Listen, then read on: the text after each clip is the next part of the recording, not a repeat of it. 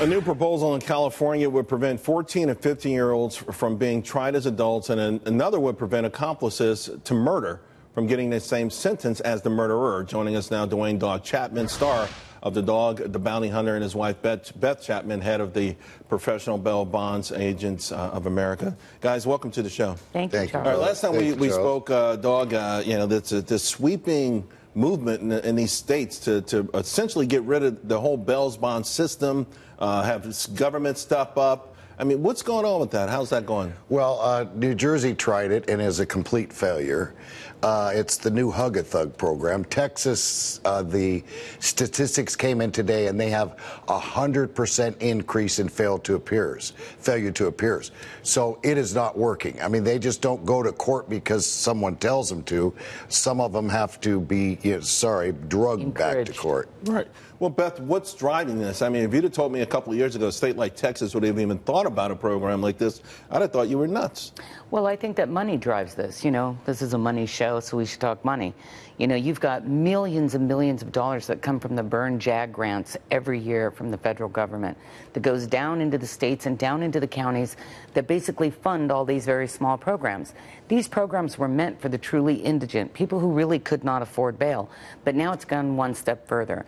And what we're doing is we're increasing the government employees, increasing the bureaucracy, getting away with the private sector, which, by the way, the private sector has been doing this for over 200 years, very successfully, by the way.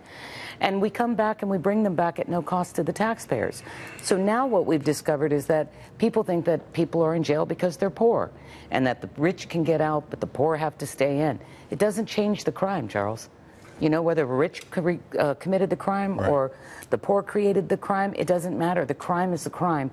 But what we've done now is we've taken the financial burden off of the person who committed the crime, and we've thrown it onto us, the taxpayers. And also as a consequence of this, a lot of bail bonds, folks are losing their jobs. There actually is. In California, there's about 7,000 to 10,000 people going to lose their jobs.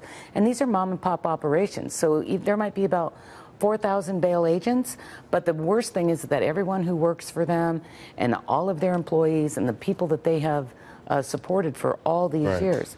What's kind of startling about it is that the governor here in New York, he's been calling the bondsmen's predators and thugs and thieves, and I don't think he realizes that the bail bond industry is 65% women, and of that 65%, 43% are minority. Wow. He's not putting thugs and thieves out of business. He's putting mothers of single children and people who genuinely care about their clients out of business. I want to talk to you guys about the overall the criminal justice system, efforts with opioids and things like that. Do you feel like we're on the right track in this country here? No. Well, for many years, I have, tried to make them go straight. And as a matter of fact, we just joined a big rehab. It's amazing you asked that because I didn't know you were. And they've got to do something. So a lot of these states are legalizing marijuana to be used as a crutch. Well, you've got California just legalized a place to shoot heroin. Yeah, possession. We are not doing right by our country. And honestly, people who have like opioid addictions, they commit 3 to 8 crimes a day. They drive their car with no insurance down to the methadone clinic. They pick up their methadone. Then they go to a Target or a Kmart and they do a whole bunch of stealing, and then they go fence it.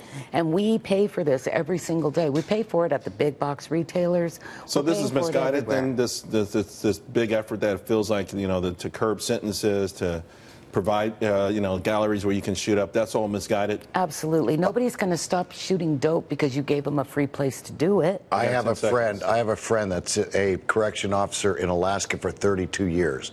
His job is to burglarize a conversation of the inmates. He said, "Dog, they're laughing at us." Wow. Thank you both very much.